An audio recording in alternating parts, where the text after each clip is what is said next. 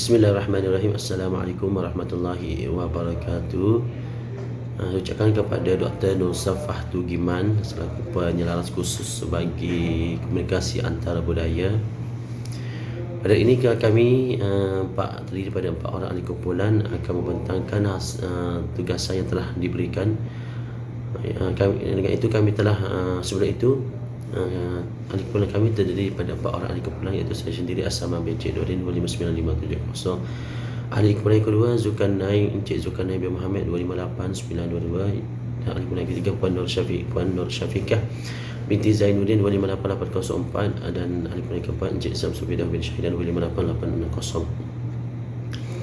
Setelah berbincang, kumpulan kami telah memilih satu tajuk, iaitu budaya Malaysia dan nilai pengelakkan ketidakpastian yang tinggi atau rendah. Kita tengok dulu ya.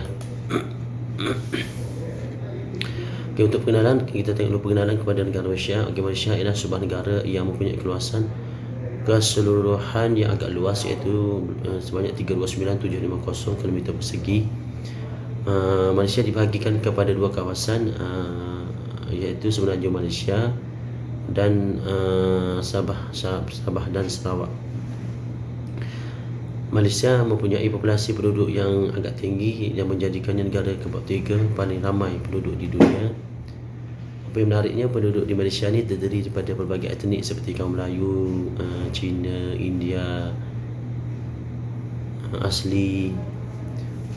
Pada tahun 1997, negara Malaysia telah diberikan kemerdekaan oleh pihak British, dan Malaysia juga telah mengamalkan prinsip sistem raja perlembagaan, di mana kerajaan berdasarkan sistem Parlimen Westminster yang bermula sejak penjajahan British. Pada masa tersebut, raja yang di-Pertuan Agong atau YTPA merupakan pemimpin negara, di mana raja dipilih oleh 9 orang raja yang berketurunan dari negeri-negeri Melayu untuk dalam tempoh 5 tahun. Dan Malaysia juga mempunyai ekonomi yang pasaran yang dikendalikan oleh kerajaan dengan berbagai industri baru yang muncul secara terbuka. Itu sedikit mengenai pengenalan kepada negara Malaysia. Untuk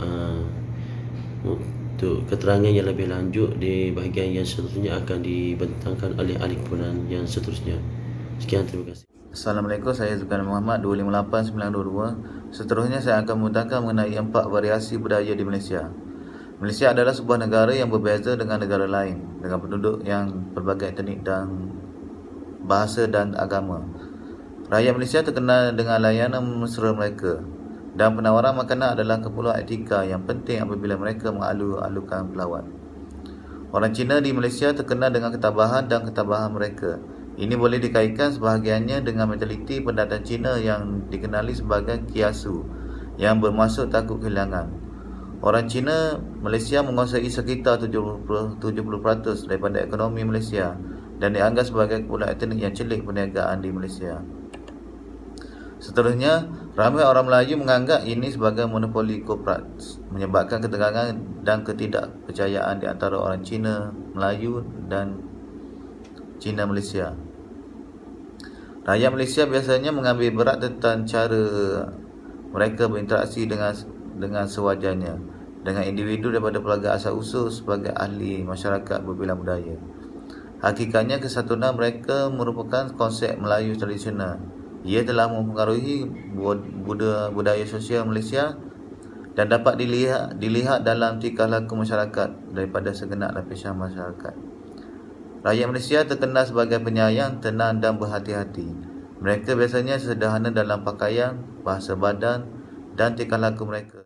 Assalamualaikum warahmatullahi wabarakatuh. Nama saya Syamsul Fidah bin Syahidan. Nombor tip saya 258860.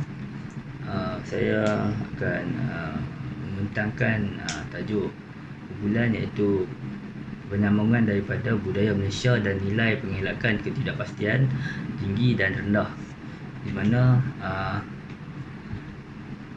nilai pengelakkan ketidakpastian tinggi rendah pekerja Melayu di Malaysia adalah telah ditakdirkan oleh Hofstede, memberi makna kepada kegelisahan masyarakat dengan ketidakpastian dan ketidakstabilan. Emosi ini menyatakan kebimbangan dan keinginan masyarakat untuk mendapat jangkaan pada masa depan. Masyarakat dalam keadaan struktur berisiko rendah berbanding situasi tidak berstruktur, iaitu berisiko tinggi.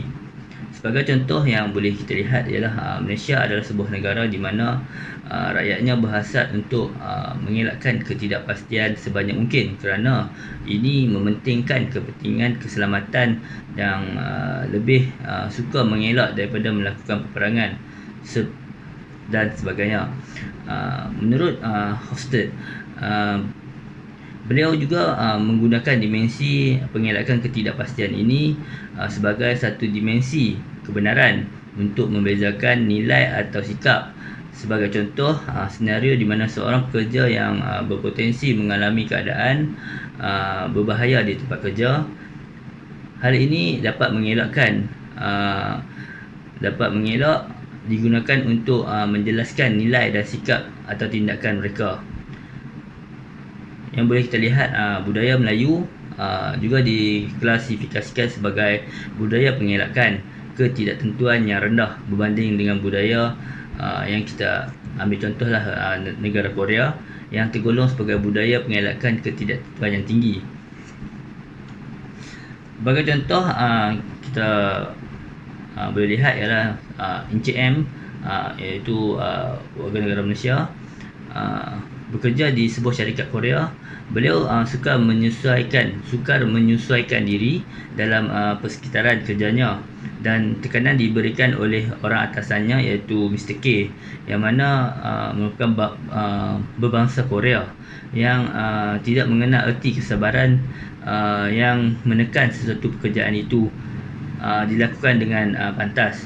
Mr. K merupakan seorang yang tegas dan menegaskan bahawa sekiranya kerja tersebut tidak disiapkan dalam jangka masa yang ditetapkan, ia akan memberi tekanan, mengawasi dan mengganggu pekerja-pekerja bawahan seperti Mr. M, Encik M. Dapat dilihat di sisi Encik K sebagai seorang yang merupakan penindas kepada pekerjanya, dan Encik M yang bertolak ansur dan berterima rasa serta berfleksibel atau lentur dan pemaaf bersetuju dengan penilaian ini. Kesabaran pekerja Malaysia jauh lebih tinggi dibandingkan dengan sikap pekerja berbangsa Korea. Itu dapat kita menilaikan perbezaan ketidakstabilan dan ketidakpastian yang rendah yang ditunjukkan oleh pekerja warga negara Malaysia. Menurut Norma Mansur, walaupun berdepan dengan halangan atau rintangan, pekerja Melayu bertolak ansur dan mudah menyesuaikan diri dan berkata tak apa, yang bermaksud okey, tak kisah, jangan risau. Ungkapan tak apa itu menzahirkan sikap atau nilai pekerja Melayu yang berlapang dada atau mudah bergaul. Dalam ceramah biasa mereka selalu menggunakan ungkapan seperti ini. Sekian, terima kasih. Assalamualaikum. Saya Nur Syafiqah binti Zainuddin, nombor metrik 258804. Saya akan bentangkan rumusan tugasan kumpulan kami, iaitu budaya Malaysia dan nilai pengelakan ketidakpastian tinggi atau rendah. Jadi kesimpulannya, penyelidikan ini mengetengahkan keistimewaan budaya Malaysia. Malaysia mempunyai lanskap budaya yang pelbagai dan setiap budaya ini mempunyai kesan ke atas tempat kerja. Oleh kerana budaya boleh mempengaruhi ahli organisasi, termasuk mempengaruhi gaya kepimpinan, dimensi perbezaan budaya Hofstede amat relevan apabila digunakan dalam membuat keputusan dalam organisasi. Cabaran sumber manusia boleh dijelaskan melalui penyelidikan terhadap penilaian setiap watak individu dalam sesebuah organisasi. Komponen budaya Hofstede dilihat mampu memotivasikan pekerja untuk mencapai matlamat sesebuah organisasi. Itu sahaja daripada kumpulan kami. Sekian, terima kasih.